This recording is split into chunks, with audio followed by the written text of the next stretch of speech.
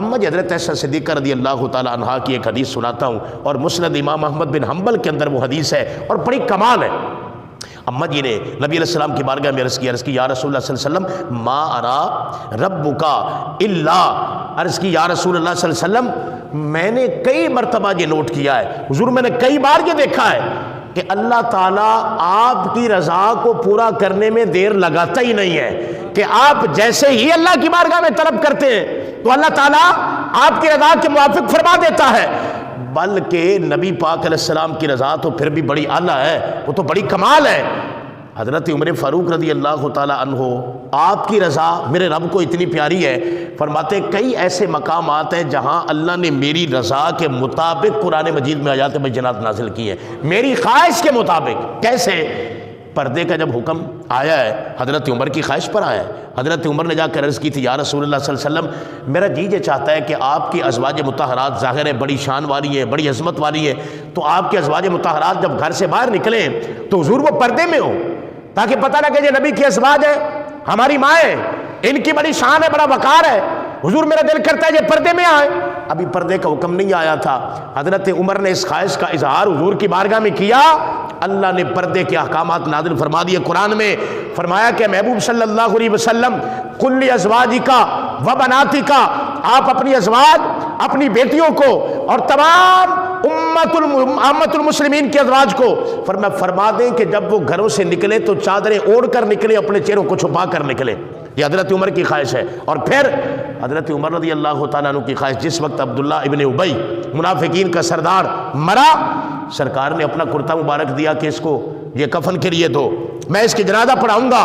اس پر حضرت عمر نے نبی علیہ السلام کی چادر مبارک کا کونا پکڑ کر عرض کی یا رسول اللہ یہ وہ بندہ ہے جس نے ساری زندگی اسلام کو نقصان پہنچایا ہے، اب آپ اس کی نماز جنازہ پڑھائیں گے؟ سرکار نے فرمایا میری رحمت کا تقاضا ہے کہ میں اس کا جنازہ پڑھوں اور پڑھاؤں، یہ جو کرتا رہا مجھے اس سے غرض نہیں ہے۔ جنازہ پڑھا کے حضور فارغ ہوئے،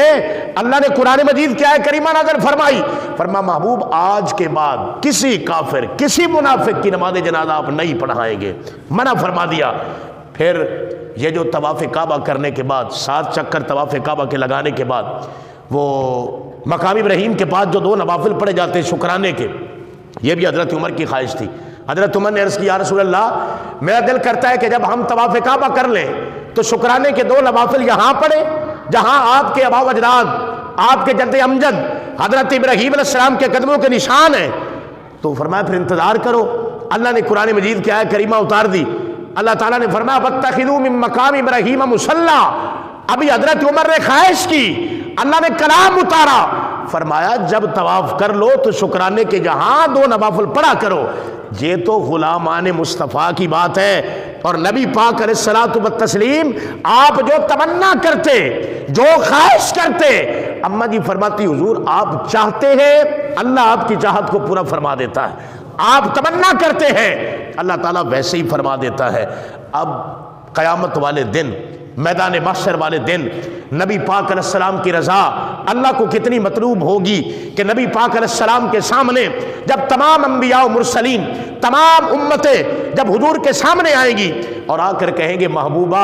آپ کے سوا کائنات میں، مخلوق میں ہمیں کوئی نظر نہیں آیا جس کے پاس ہم اپنی مشکل لے کر جائیں، قیامت کا دن ہے، سورج شبہ نیزے پر ہے، زمین تانبے کی ہے، حالات بڑے گمبھیر ہیں، محبوب آپ ہی کچھ کیجئے۔ تو نبی پاک علیہ السلام پھر سر سجدے میں رکھیں گے، اللہ پاک اپنے محبوب کی رضا کو کس قدر نوازے گا؟ اللہ فرمائے گا ارفع راسک یا محمد، اے پیارے اپنا سر تو اٹھا، سل تو تا، تو مانگ میں تجھے عطا فرماؤں، تو شفاعت کر میں تیری شفاعت کو قبول کروں۔ حضور سید عالم صلی اللہ علیہ وسلم وہاں میدان محشر کے اندر بھی مشکل کشائی فرمائیں گے، یعنی مشکل کو دور فرمائیں گے، اللہ اپنے محبوب کی رضا کے مطابق پھر وہاں فیصلہ فرمائے گا۔